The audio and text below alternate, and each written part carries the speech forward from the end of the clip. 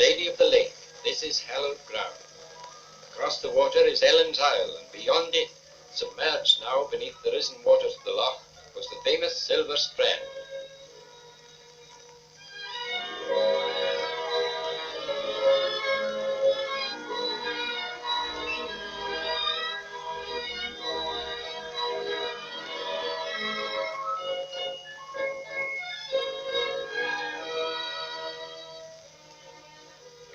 Spear, the steamer which plies to Loch starts. Generations of Scotsmen have regarded Loch Katrine as the jewel of all Scottish lochs, and visitors from every land come here as to a shrine where beauty is revered. The braes which rise from the still waters of the loch are a glory of purple heather. The whole fair scene is dominated by the rugged mountains.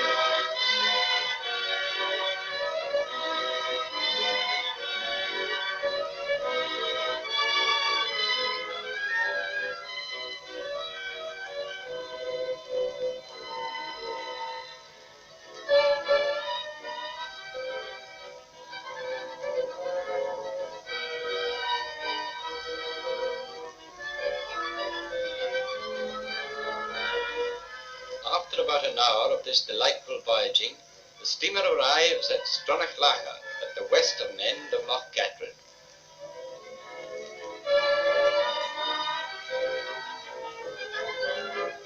From here, the tour is continued by coach to Inversnaid, and thence by steamer down Loch Lomond by way of Talbot, Rowerdennan, Lass and Balmaha to Bala.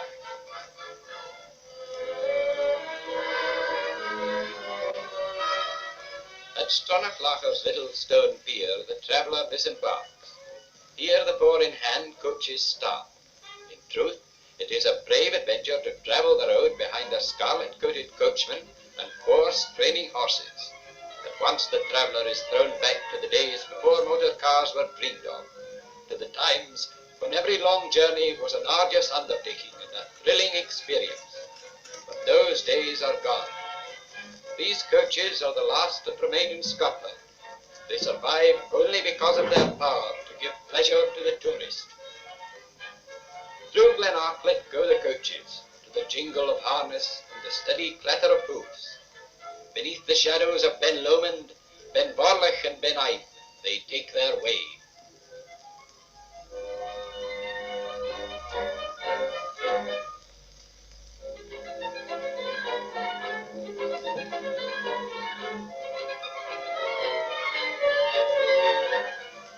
After 5.5 miles of this romantic drive, the coaches arrive at Inversnaid.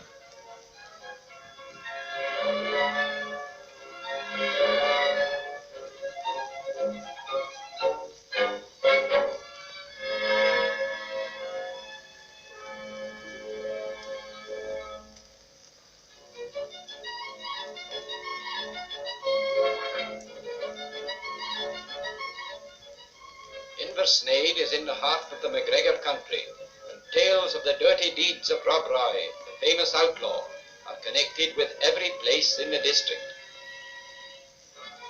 The lovely Inversnaid Falls, formed by the confluence of several hill streams, are worth seeing before boarding the steamer for the journey down the Loch.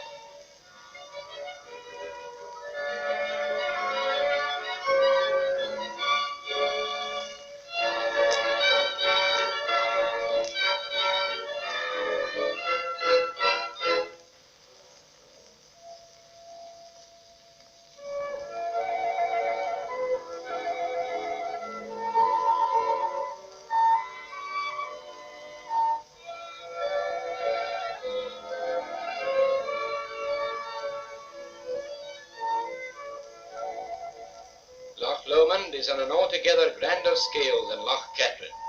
The high hills sweep down to the water. Ben Lomond and Ben Vorlich dominate the middle distance, and Ben More and the great northern hills the far spaces. The Cobbler, Ben Eim, and the Aricher hills loom up to the west. Down the beautiful loch the steamer takes its placid way, calling at the charming lochside villages, Tarbert, Flowerdennen, whence the ascent of Ben Lomond can be made, Lass, the loveliest village on these shores, Balmaha, with its bay set with tiny islands, and so on to Valach and the end of the journey.